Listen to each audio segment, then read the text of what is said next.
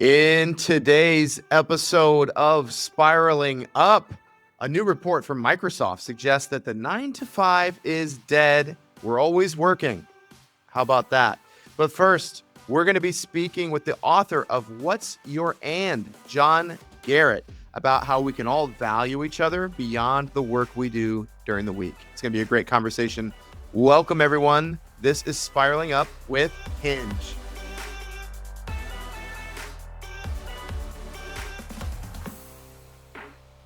Welcome, everyone, to Spiraling Up, the podcast for professional services marketers and business leaders. My name is Austin McNair, and as always, I am joined by my colleagues and co-hosts, Mary Blanche Kramer. What up, Austin? And on the other side of the room, Joe Pope. You just broke the 14-episode streak of saying hey after you were introduced. I mean, hey's a pretty good one. Like, not gonna lie. Gotta sometimes. Disappointing.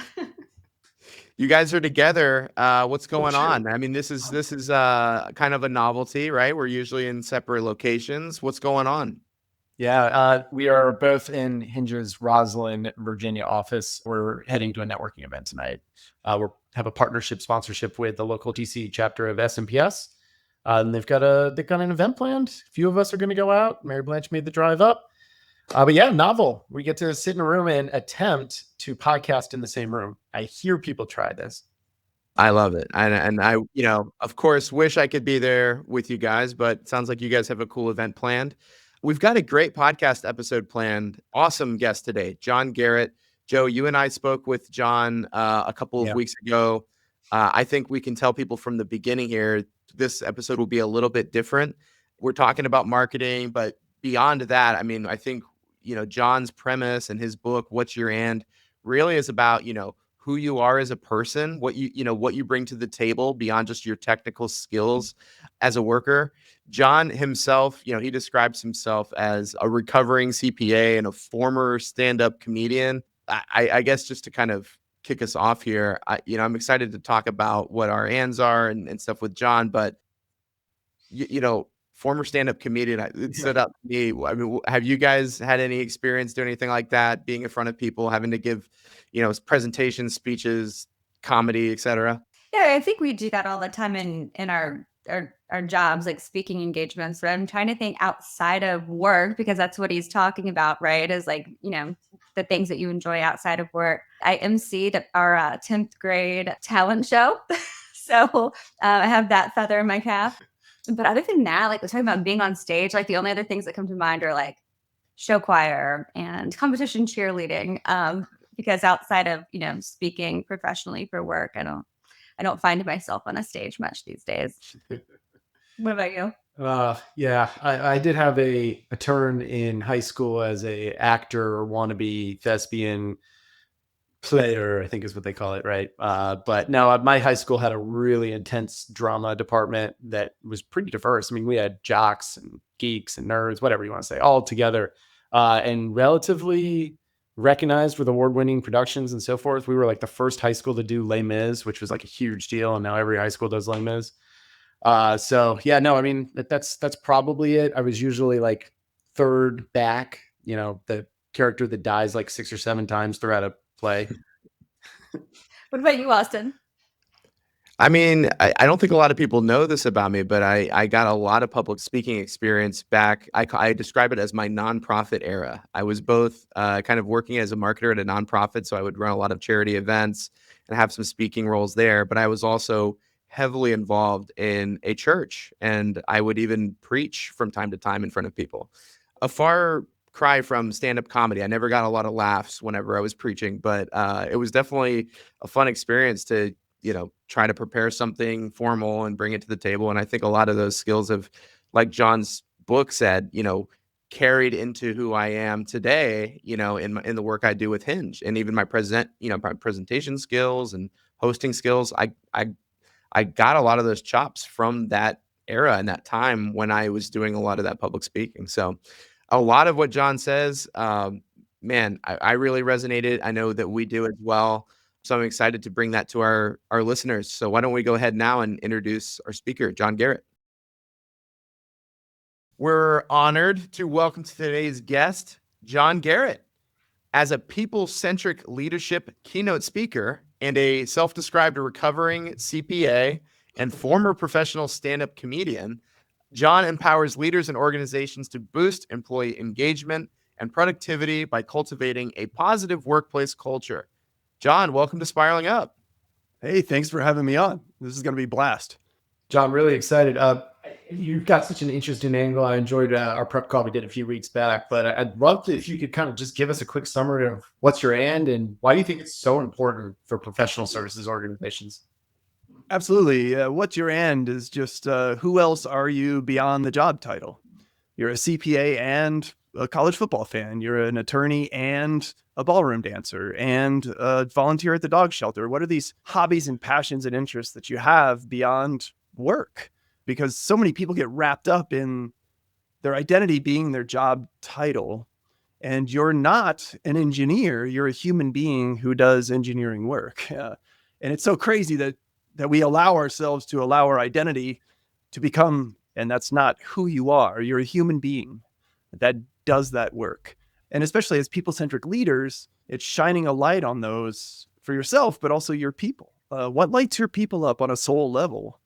John, I was actually listening to on the drive up to DC this morning. I was listening to one of your keynote speeches, actually, and you were telling the story about an IT guy that you interviewed, and he happened to love singing. Yeah. And he said that singing was like breathing and happy. And I Right. loved that. It really resonated with me. And so I wanted to ask you what breathing and happy looks like for you. Yeah, Mark Winburn. Amazing, right? Because he said breathing and happy. It was singing. And I was like, well, what about IT control audits? And he's like, no. Like, That's yours for you? Right. Does that do it for you? But that's how people act. For me, my breathing and happy, college football. I love college football. I went to Notre Dame, but all college football, of course.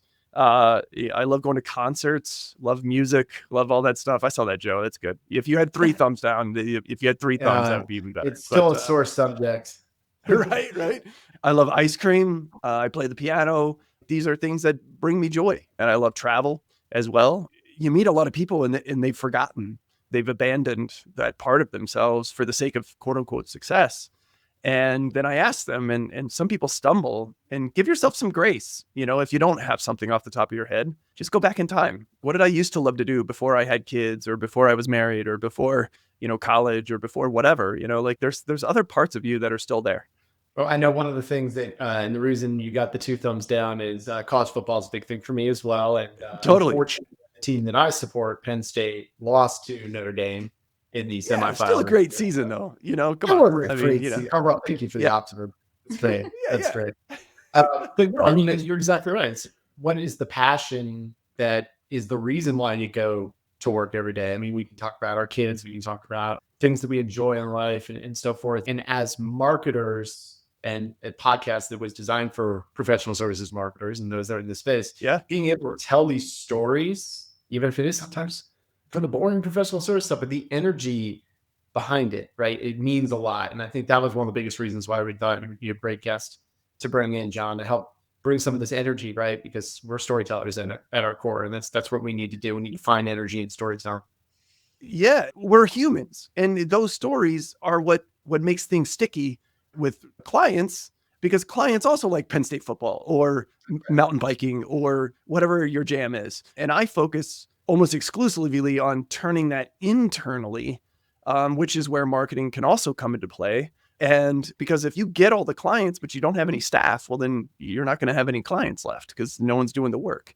That's why the people-centric leadership is take care of your people first. And then that will help the client service, the succession planning, the consistency of service, and you create those human relationships. And that's what matters. And I said the Penn State example, but just to finish your question about my hands, it's continuing to pretend that I can still play sports at close to 40 years old, playing flag football and work for long, and brewing beer. I love brewing beer. It's fun. Okay. That's awesome. Yeah. What about you, Mary? So for me, paddleboarding, I love that. I love snowboarding. Tennis is another sport I enjoy. I love wineries, wine. Okay. Yeah, traveling and music. I love going to concerts. Yeah, very cool. That's awesome. Austin. Yeah, I mean, I'm also a big football fan, but down here in Brazil, we call it futebol, not Oh, football. right. I'm a big soccer fan. I've been supporting a Premier League team now for like over a decade. My family like randomly just got really into it, so it's a real cool way for me to like stay in touch with my brother, stay in touch with my dad and some friends back home, just to like watch the games together, talk about what's happening, following the team. But other than that, man, I'm one of these people with maybe too many ands. My wife gets annoyed with me anytime I start to pick up a new hobby. During the pandemic, I went through a chess phase. Back in 2018, I started doing jujitsu. So I've been doing jujitsu for like 7 years Wow. now. And then when we moved to Brazil, I was like, the ocean's right there. I better start surfing too. So just I like to throw the ands on top of the ands and drive the people around Yeah. me crazy. Well, but that's important to note that like the and is a container. It's kind of the eye of the hurricane. It's your rock, and it doesn't have to be the same thing all the time.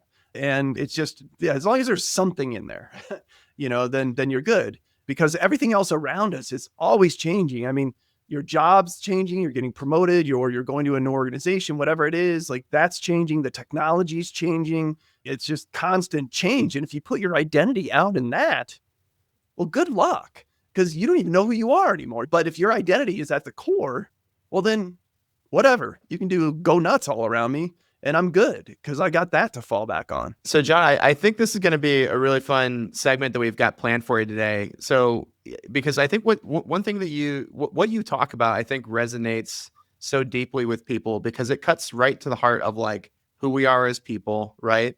And a lot of people kind of, it's like an existential question, like how much of myself should I bring to work? If I'm managing a team, how should I, bring out the best in people? Like what you talk about resonates and kind of cuts through the best of all of those questions. And so what we wanted to do today, John, is to share some thoughts that other people have, some other mindsets that are out there in the business community.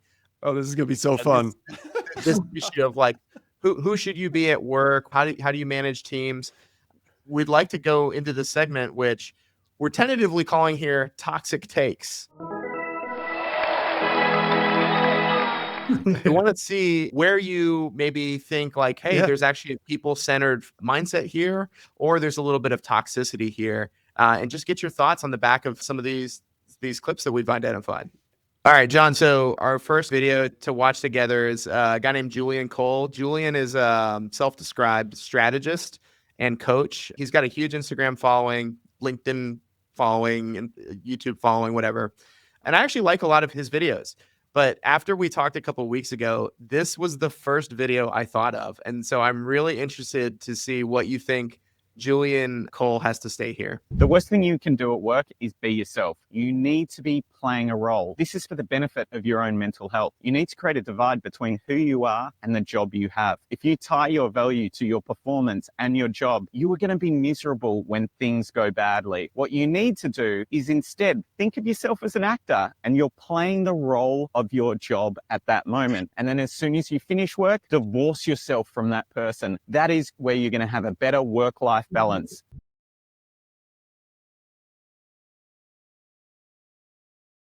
Okay, John. So the worst thing you can do is be yourself at work, according to Julian Cole. I'm interested to hear your thoughts. Yes and no. I love how he says that's your role at work, and don't marry your identity and your self-worth and all of that to your work. I disagree. The no comes in the divorcing it when you leave. It's still part of you. When you leave work, can you like not take your right arm? No, it's who I am. I mean, you can't not have that as a part of you. Now, does that part need to be driving the bus? No. And that's the thing that I think a lot of people conflate, is that there's a work identity that you have, and don't abandon that for sure. There's a family identity that you have, and certainly don't abandon that. But there's also a you identity that's just you. And that identity existed before anything. And that's the first one that we abandoned. So that's why I say yes and no. But he's right. Of course, he's trying to get clicks and what have you, I'm sure. So, and maybe he truly does believe it. And I got to work on an accent. That's what I took away from that video. So you're not truly being an actor, and you're not truly divorcing it all. It's all you. It's just which side's in charge.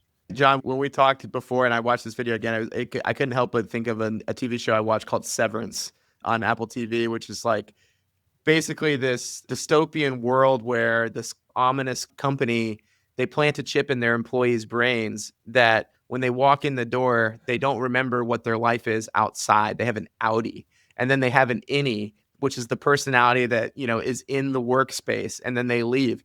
It's a crazy TV show because it's like a lot of cultural commentary there of like how it can be soul killing if you completely try to separate what you do at work and who you are at home. That can actually damage you, a lot. Very much so. There's actually research that shows how terrible it is. At Northwestern University, they did a study that found that, the more you separate your at-work identity and your outside-of-work identity, the more likely you're going to make bad moral decisions. Because, well, I make some shady moves at work. It doesn't make me a bad parent or a bad spouse or a bad friend. But the more that you bring that wall down and bring the two together and you realize like, oh, it's all me, then the more that you'll make better moral choices at work. So it makes you a better professional to have an and share it and bring it with you. So John, let's pull on that a bit further. How could a leader or a manager or director, whatever it might be, promote a culture that makes their mid-level staff, even the junior folks just coming in and starting their careers, feel more comfortable to bring that personality to work so they aren't trying to just create this divorce, if you will, that's my work self versus my home self? A great way would be to lead by example. If you were to share, this weekend, I'm heading to a winery and I'm going to do a tour and like, I'm really into that. What are you into? Those sort of things where if you share first, then it's like the universe is out of balance. And then you ask them, they can't be like, nothing, or whatever. Hopefully they don't say that. I also think that if it's just eventually part of the culture where maybe there's an all staff meeting that we do every quarter or every whatever, and then a different person gets up and does like 3 minutes. And all of a sudden now there's some emotion at work. So it's just a little peek behind the curtain. It's not, getting super vulnerable, but just like a little bit. I'm going to put Mary Blanche on the spot here because this is actually something that she and a couple of our other colleagues at Hinge organized for our own company, where on the occasional Monday, a particular Hinge has like kind of spotlighted and kind of given almost like a presentation about themselves. MB, do you want to talk about kind of like where that came from and how you think that's gone? Yeah, we started doing that maybe, close to a year. And each month we pick a different Hinge, the organization, and they just take about 15, 20 minutes in our weekly all staff meeting, and just so we can learn a little bit more about them. And it's nice because it's both personally and professionally. So they are telling us the things that they enjoy, but they're also saying like, hey, this is, I really respond well to this, or when someone talks to me in this way. So it's also learning almost different like strategies of ways to, know their working style better. And yeah, it's been really fun. Let me ask you a question. Do you think there's such thing as being to yourself at work? So whether that's maybe someone who's oversharing or if it's drama, like, hey, we don't need to hear about your 10th breakup this week. Okay. That's not a thing. In my book, I talk about how the definition of professionalism has evolved so rapidly. In the last 5 years, but even the last 100 years, that it's hard to even define professional anymore. But unprofessional has always been and will always be if you're inhibiting your ability to do your work or someone else's ability to do theirs. So I love to play the electric guitar. Do you bring in your amp and crank it on 10? No, you can't. Now, if it's part of your 15 minutes Hinge meeting presentation, then yeah, play the guitar. That'd be freaking awesome. What I found from working with clients, this bridges the gaps between DEI conversations. It bridges the gaps between generational difference conversations. It bridges the gaps between critical feedback conversations. It just makes everything better where it's like, oh, we're two humans. And then we can have a conversation as opposed to you're this and I'm that. And I used to joke when I speak that like, if nudist is your and, maybe not that, like that's, John Garrett said I should no, you shouldn't. And actually put a coat on top of the clothes. Like, yeah, That's probably a really good segue in terms of the ones. Really? Okay. I'm going to find a way to tie this into the next piece of this discussion. Okay. Well, in terms of things that really stand out, and sometimes in the negatives, there's a variety of social profiles that like to poke fun at LinkedIn specifically. A few of them are best of LinkedIn on the Instagram and LinkedIn lunatics on X Twitter. Those are ones that this group regularly shares with each other. We thought that it might be fun to maybe scroll through there and find one that stood out to us. I think Okay. Austin, you had one that you were going to read through for us. Yeah, I'll read it for the sake of our podcast listeners, and we'll blur who this person is on YouTube. But yeah, so what do you think about this take, John? True or false? The people who say LinkedIn is only for weekdays are the same ones who live for Friday like it's freedom. Let that sink in. If you only show up when the world or your job tells you to, who's really in charge of your life? Hashtag fulfillment spelled incorrectly. Yeah, and I wish that the full had two L's, because then it would be like, well, but the fulfillment had two L's. Like, come on now. Yeah, that's interesting, because that's kind of deep. The people that are telling you that LinkedIn is only for weekdays, are the same people that are trapped at their work. They're not living their best life. And if you're not living your best life, you're not going to do your best work. And so probably they don't have an and either, because it's been probably just sucked out of them. And it's interesting too, because so many people allow someone who's given up on their dreams to tell you to give up on yours. You're not a good role model, but you're a partner, or you're a manager, or you're what success is at this organization. And so I'm willing to cut out my heart to be successful. You're never going to catch it. There's never enough money. There's never enough status. There's never enough. And it doesn't mean don't be good at your job and don't be proud of what you do. It's just, if you really think about you as a human, the work 10, 15% maybe. I mean, you have friends and faith and family and hobbies and passions and interests and all these other dimensions to who you are. And yet it's so easy for us to allow that work to become 100%. So, John, one of my ands, or maybe it's more of like a fun fact, is that when I was in college, I actually studied philosophy. How I made it into a career in marketing, it was a windy, very interesting road. But philosophy is what I studied in college. And still to this day, one of the things I like to do is kind of still dabble in that world of philosophy and kind of hear what thinkers, are saying, or, commentary about different great minds of the past. So I love this account. This is a guy who runs an account called Philosophy Minis. His name is Johnny Thompson. And what I want to know, John, is what do you think here about a take from Aristotle? We want to know, do you think Aristotle is toxic or more people-centric? Let's hear. When you first meet someone, you are often forced into small talk, and it's usually only a matter of time before one party says, "So what do you do for a job?" And of course, that makes sense because most people spend about a third of their lives at work.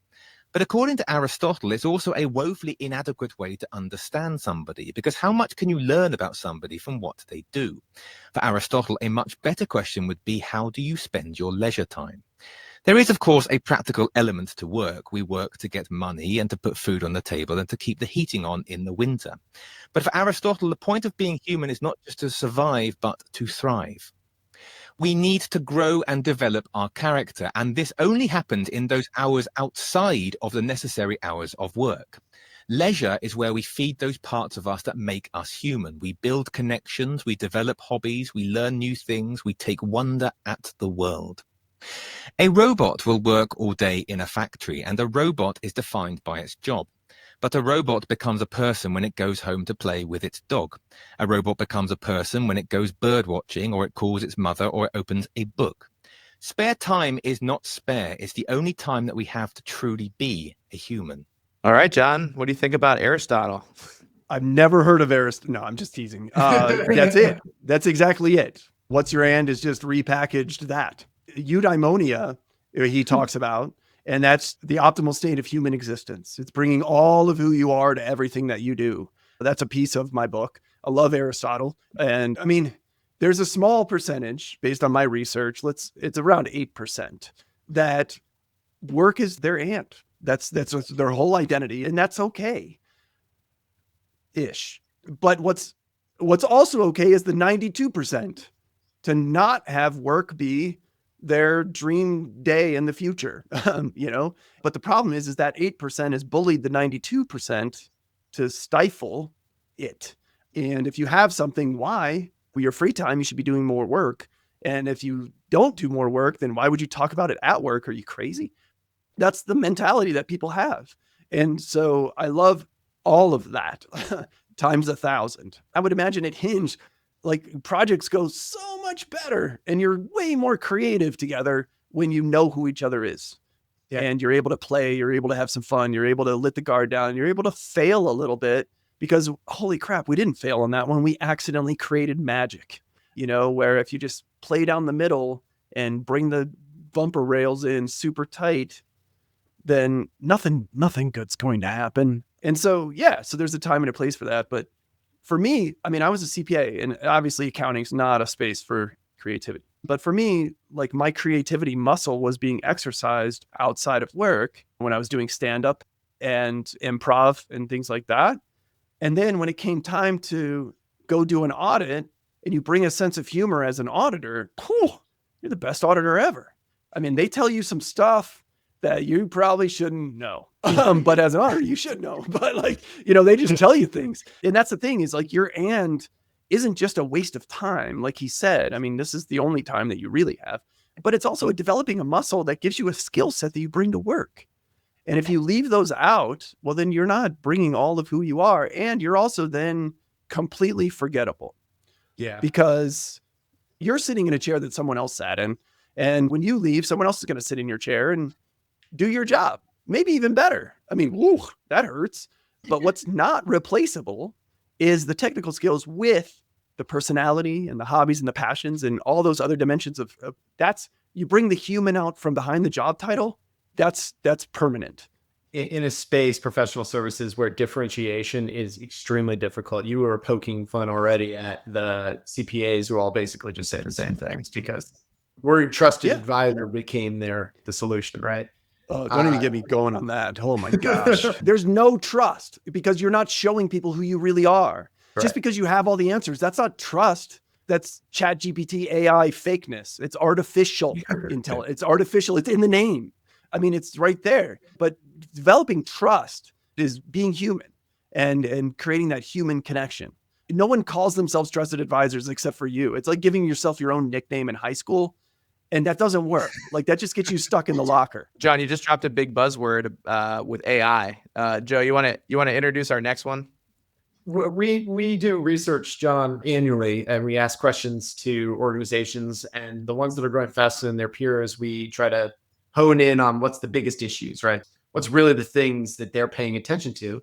That way others can learn, right? And mirror and make changes and so forth. AI was the number one business challenge across professional service this year, which makes a ton of sense. How is it going to get incorporated specifically into workflows? And Gary Vee, being a guy who knows how to influence, is all over the top of something that people are typing into searches and so forth. But marketers, business leaders, they're concerned. Is AI going to take your job or your team's job or things along those lines? How do we move forward in a world where, in that circumstance where these folks may not be here, how are we going to encourage our teams to still want to learn and bring their personalities and things along those lines? And why don't we listen to what Gary's got to say on that?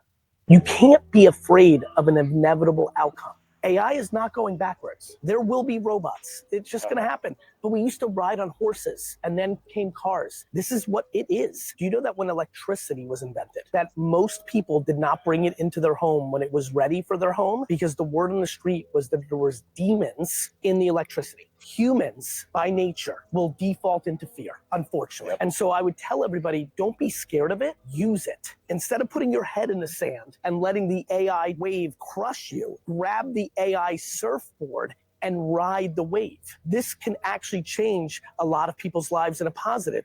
Yeah, I mean, he's absolutely right that we will default to fear. For sure. Everything's scary. I would imagine the same thing happened when computers came out and Excel was there and accountants had to move away from green bar paper.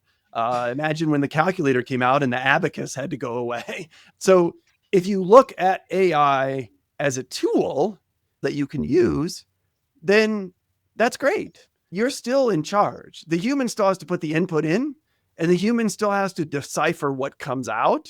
So you can't just let it run and then just autopilot in and out, because that's going to be garbage.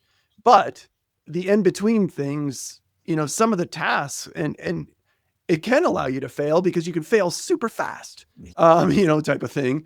And so then, I use it as kind of like a smart best friend. Like, hey, let's chat this out. John, for a marketing leader, what would you say is the most practical first step to start bringing out that human plus technical combo in someone's own firm? Yeah, I think on the bio page of your organization, and if people push back on that, make it at the bottom, whatever. But I've seen organizations where it's really cool. Like, it'll have like the team, and then when you mouse over the person, it flips around to them at a concert. It's like, this is their headshot, and then that's them at their concert. Like, so it's almost like you get to see both sides right there. And then in the bio, it's when, she's not, she's riding horses, or whatever it is. And also too, like, we don't need 8 paragraphs of all the work stuff. You're good at your job. We get it. It's almost like the more bio you need, the more you're trying to convince yourself that you're even good at your job, let alone the people looking at it, which no one's doing. And they're not reading all of that. They're not. I always go to the very bottom because I'm like, well, who are you? Like, what lights you up? See what happens when clients are like, hey, so I saw in your bio, you ride horses. Like, me too. That's cool. What kind of horse? No one's going to not choose you because you ride horses. That's crazy. I would say that would be a good first step. And also make sure it goes vertical. That's super important. Oftentimes, like, the partner group is like, well, we all know each other. I'm like, yeah, but does the staff person know? Does the manager know? And so that's important too.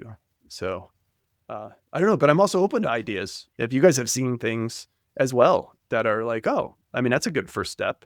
The About Us page too. Oh, yeah. We do audit, tax, and advisory work. That's one sentence. And then it's paragraphs of the charity work or the community work or the other things that we do. That's pictures and paragraphs. That's the About Us. We're big subscribers to this idea of like the visible expert. Like, so, Hinge, we're always encouraging our clients. We're always talking to, on webinars and on podcasts about like getting your people out there more. And I think that, what aligns so well with what you're saying is that, for any expert to put themselves out there more, they're going to have to bring some of that personality. It can't just be the technical skills. The personal stuff is going to kind of fold in at some point, even if it's limited to just the way that you convey information. Maybe you are like a technical engineer and you're very focused on like the details. Part of that will be reflected in like kind of the things that you're doing outside of the office as well. But like we're big on the visible expert. We're big on companies going and putting their people out there and encouraging them to show like the whole person, not just kind of the name of the position. We regularly critique professional services websites where they show, they'll do a couple of things. They'll show just their leadership team. They'll do like just little bios, like this is the person, this is what they do. And it's just like, man, you're leaving so much on the table that could convey so much extra information. And one thing that we've seen just in our experience in designing websites and our clients using the websites we've designed is they're always blown away by how much activity is happening on their website on the people pages. Like, once we added the people portfolio and the people directory to our website, we found that our users were going there more than our About Us page. Is that a problem? It's like, no, those people, your users, instead of learning about your company, they're learning about the person they just spoke to on the phone. They're going and they're rechecking you out and they're going, wait, who is this again? Or they're referencing like, oh, I spoke to them last time. I want to speak to them again. So from Hinge's perspective, I think we're in big alignment. And I promise you that talent is looking at that as well. When you're recruiting and when you're college recruiting, I promise you they are. And freebie, if you align someone when they come in for the interview with someone if you know what their and is, and then you match them up to interview with someone who has a similar and, well, now you have a friend that works here already. Not a colleague, but a friend. And that's a deeper level of like, I mean, I spoke at a conference and in January, and after somebody had to go to a online meeting with a bunch of interns that were happening in their city. It was an association thing. And an intern said, I'm a music minor. Am I going to have to stop playing the piano to be successful as a CPA? So not only did he think this, the intern, but he thought it enough to ask it out loud in public to a group. And that's how like real it is. And this kid is willing to give up the thing that lights him up the most. I mean, this is a part of who you are. Like, why would you let the core of who you are just die on the vine? I mean, if that goes, then everything else is weaker and doesn't matter. So, John, to get people to be themselves at work, I got one more video for you here. This comes from, I would say like he's kind of like an online comedian. I'm not sure that he does stand-up comedy or anything like that, but his name is Tom Fell. And I think that his work aligns with kind of this big boom of online culture that we've seen.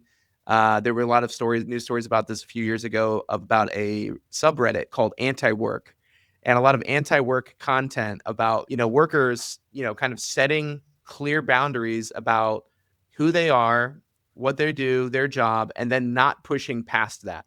And, as a marketer and as people, talking a lot about employee engagement and like healthy work culture, there's definitely some friction between these two ideas. So I want to show you, this is a pretty entertaining one, Tom's video, and then get your reaction to this one. Never be yourself at work. No matter how much they tell you it's okay to be your authentic self. It's fine to be the best version of yourself, but never get too comfortable around your manager or coworkers. Always be conscious and deliberate about the personal information you reveal.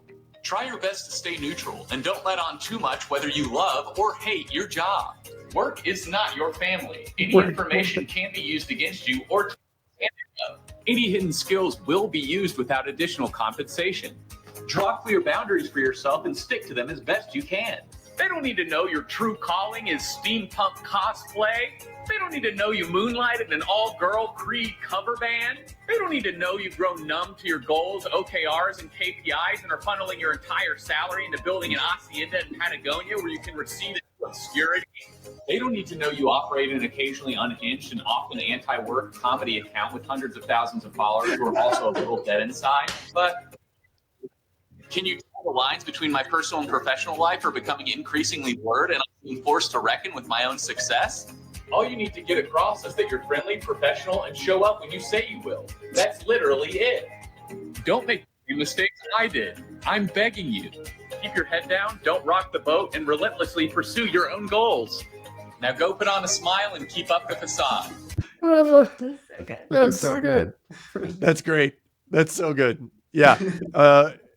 He's obviously working at the wrong place. He needs to just do TikTok videos. The thing is, imagine if he was in their marketing department. That organization would be on fire right now. I don't even know where he works, but just drop that dude in the marketing department. But instead, what they're going to do is they're going to be like, yeah, you gotta just cut your TikTok account and you got to stop doing that. And here's what's going to happen. That dude's going to quit immediately, I hope. I hope HR brings him in and says, hey, you can't. Oh, really? Well, I also can't work here anymore. Bye. Because it's alarming to me where companies have the audacity and the arrogance to think that you're going to choose the company. Are you drunk? Like, are you serious? Like, no. Like, I was doing these way before you. I'm going to be doing them after. Like, the logo on my fleece is what's drawing me in here. No, I don't care. I'm going to go do the thing that lights me up, and I'm going to find a place that allows me to do that thing and also contribute to work. But if you're a people-centric leader and you know this about this guy and you're like, hey, maybe accounts payable is probably not your job. You should be over in marketing. Yeah. And we're about ready to go on fire. And that's what you do, because that guy would be like, oh yeah, let's do that. And then he would be excited about that. Yeah, that's probably even revenue producing for that dude. So I'm just jealous of his mustache, but whatever. That's what he's yelling at. It's You know, like really it, fresh. it would take me like 9 months to get it even half of that. So good for him. Yeah, I tend to agree. Um, One of the nuggets in there, he talked about the hidden skills being used without pay. How would you say sharing your and actually protects you rather than exploits you? I think that these hidden talents you have anyway. So Yes. that's part of the job. I mean, and also leaders hired all of you, not just the work part of you, and nurture all of those parts. There's one organization I talk about in the book where they do a raffle thing every quarter, and somebody's like, it's like their dream vacation, and they provide up to a certain dollar amount, like a good dollar amount, or a dream thing. Kind of it's not a make-a-wish, but kind of like that idea. And one person grew up in the restaurant, their grandparents had a restaurant or something like that, and then they wanted to go to chef school. So the firm, he won. So the firm bought him an amazing set of knives and sent him to a chef training for a week. The thing is though, you have to come back and tell us about the thing you did and why that. We need pictures. We need to, why was this your dream thing? You know, one other person there, her husband was a firefighter. They wanted to go to the 9/11 memorial, you know, and why that mattered and all of this. But they also have a break room, and that dude makes things all the time now using his chef training to make things in the break room. And that's not being exploited. That's allowing you to flourish. That's allowing your soul to sing through. That's allowing you to breathe in happy. It's allowing you to just be fully activated. So it's not really being exploited.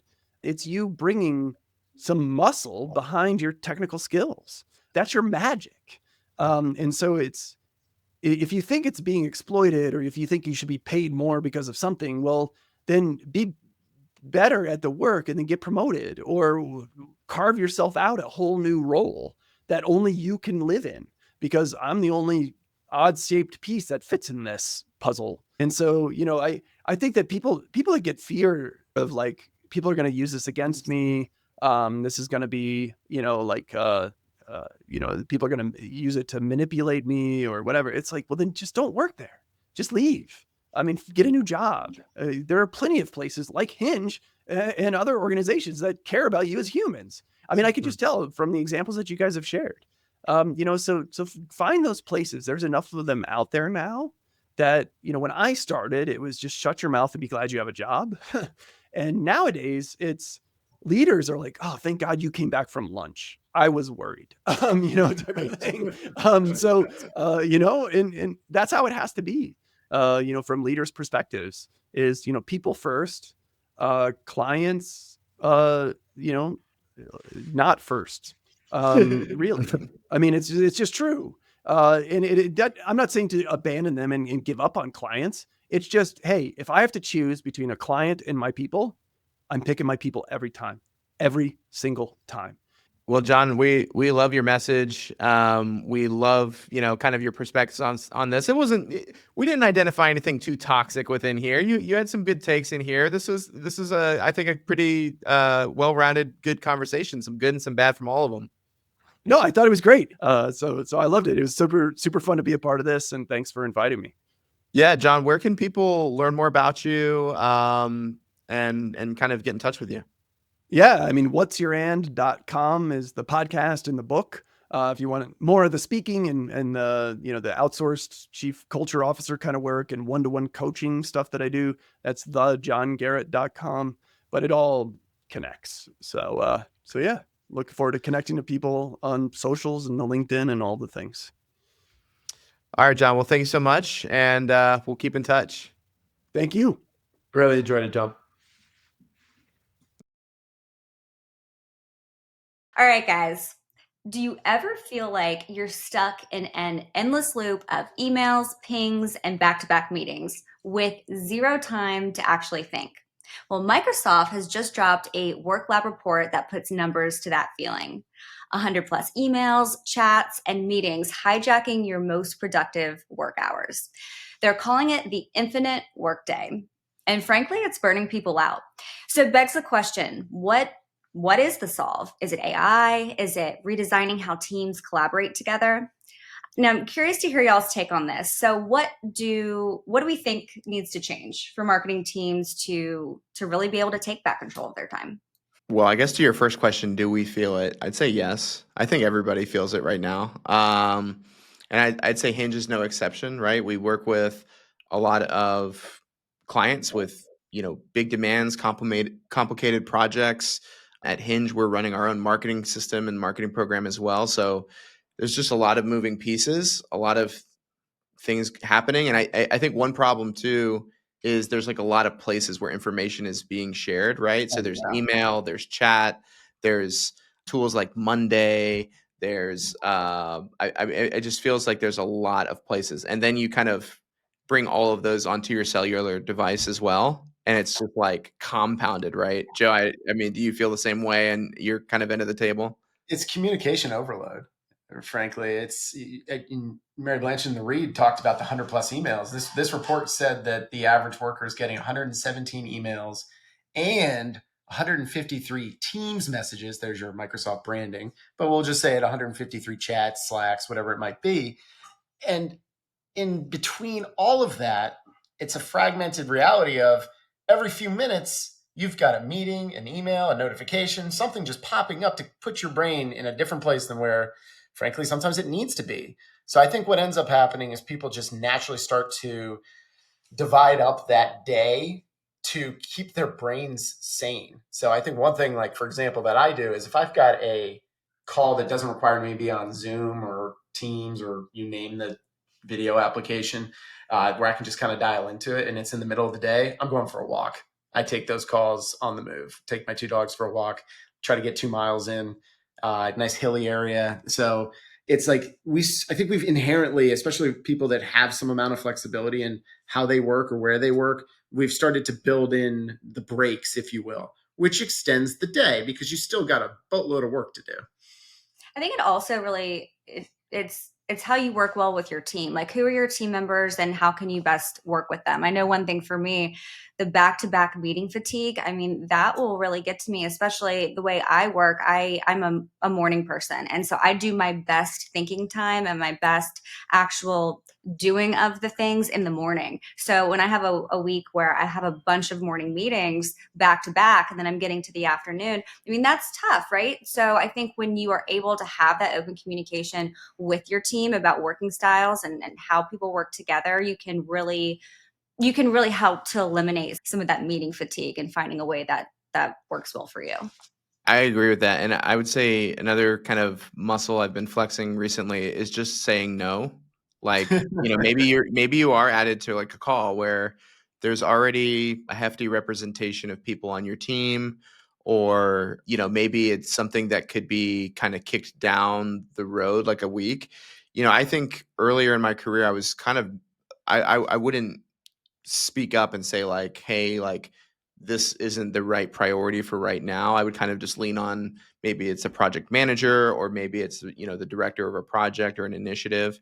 But now, and I think, this works really well at Hinge because we have a lot of trust together. But, if you have a clear sense of like what priorities need to be focused on, speaking up and saying like, hey, let's move this, but coming with a proposal, right? Like, I understand this is a priority. I understand that this does not need to be like ignored, but at the moment there's already a lot happening. And I'll do that, like MB, like you said, like sometimes I'll see like in between like this nice beautiful 2-hour gap during the day where I don't have any meetings, and there's just like a 15-minute meeting put on my calendar or a 30-minute meeting. Sometimes I'll ask if that can slide around because I need those bigger working spaces to actually do the work. And so I think one muscle people can flex is, speaking up, understanding the priorities, and trying to kind of communicate that it's actually in everyone's interest to make the move and making a case for why. I think a lot about how marketers should be thinking about this, because I think marketers sometimes are ones that are adding a lot of demand to people's plates. I'm thinking about like an accounting firm, right? Where during busy season, everyone is cranking super long hours. But that doesn't mean that the demands for marketing your business are just going away, right? Maybe you have to write some blog posts or get some new videos up, or you're overhauling your career section. You need to get some stuff from people. I think marketers, we have a special responsibility that when we are interfacing with people who are very client facing and very billable, or have a lot of demands for on the business development side, that we have to make our asks very clear, just like in good marketing, right? Very simple ask, and we will have to have front loaded the work and come prepared, right?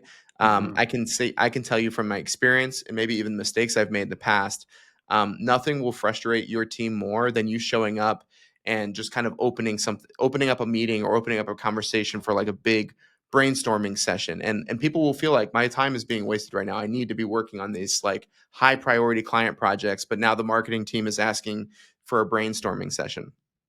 I think marketers need to, especially right now, be very sensitive to the demands people are facing, the stuff outlined in the report, MB, and make things as easy as possible for the team members that you're working with. What do you guys think about that Yeah, generally? I think one of what our project managers at Hinge are, one thing that they're so good at that really speaks to what you were just saying, Austin, is they will not only have an agenda and the calendar invite for like, this is what we're going to cover. It's like, hey, here's the information, and I expect that you will have reviewed this and come prepared to the meeting. So I think being able to have that prep work and that time in advance of a meeting, then you're able to make the most of that time, and then the output is what is intended to be, because it's like when you're in these back-to-back meetings and then you just show up to a meeting, it's not productive in the way it's intended to. That's right. I mean, and it was unsurprising to see that Microsoft was pushing their AI agenda in this report, right? But I mean, reality is AI, as we've discussed numerous times on this show, is here to stay. And how that can also play a role in breaking up meeting fatigue and a variety of other elements. A lot of times now, if you join a meeting and you don't see one of these co-pilots or note takers or whatever it might be, it's surprising, frankly, because nowadays people can very much engage in this conversation, much like we're doing in this podcast, but on their meetings with their colleagues or with their clients and things along those lines, and not necessarily have to focus on taking those notes or sending 6 other chats at the same time, leaning into some of these different tools. So it's not surprising, right? And there are ways that you can leverage tools to help avoid the burnout feel. I think the report referenced 1 in 3 employees feel like their pace of work is unsustainable. Mm-hmm. And, I think we're in an anxious world nowadays, right? You hear about it all the time. And so, yeah, there's some solutions out there. And some of it also comes down to what we talked about with John earlier. The idea of, hey, how do we really kind of go about our life, and when it comes to a personal life and a professional life. So this is a great topic. It ties really well into his bit as well. One thing I'll add that I've been thinking about on the topic of the AI tools and stuff is there's a lot of focus on the efficiency aspect of it. And one of the results of efficiency, right, is increased velocity, right? We're doing things faster. But as you just mentioned, Joe, the speed at which we're doing things is actually one of the things that's stressing us out the most. Yeah. So there's a real dilemma here that I think we're starting to grapple with in terms of like, okay, even AI tools, being presented and productized and marketed to us by Microsoft as being kind of this savior. I think it's actually still going to be kind of one of the things that's stressing us out, because now everyone's expectations are, well, just use AI because you can do it faster. And so now everyone's expectation floor has risen for what the work is and how much time you have to do it. So I think we just need to be sensitive to that. And again, as marketers, I think making sure that in everything that you do, you're being intentional, that you're focusing on quality, and don't get too wrapped up on the speed and efficiency thing if it's going to come at a heavy kind of personal cost, right? You're going to stress everybody out. You need to be mindful of those, and it needs to be kind of in your calculus of your strategy. Like, is this worth it? Is the time it's going to take going to be worth it?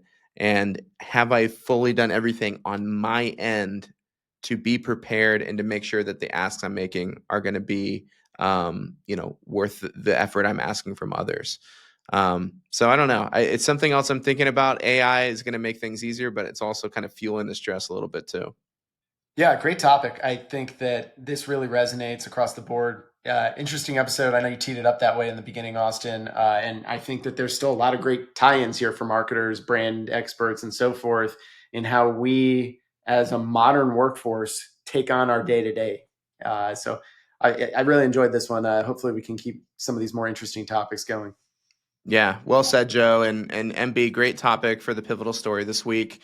On behalf of Joe, Mary Blanche, myself, the whole team here at Hinge, it's been another episode of Spiraling Up. Make sure you hit the like, subscribe button if you're on YouTube, or if you are listening to us on Spotify, Apple Podcasts, or any of those platforms, leave us a review. We would love a review. It helps with the algorithm. It helps get this podcast out there. And if you're finding, that you want to hear about a certain topic, you can always email us at podcast@hingemarketing.com. Send us your comments, questions, topic ideas, guest suggestions. We're open to hearing from it. We want to get as much feedback on this podcast as possible. Thank you, everybody, and we will see you on the next one.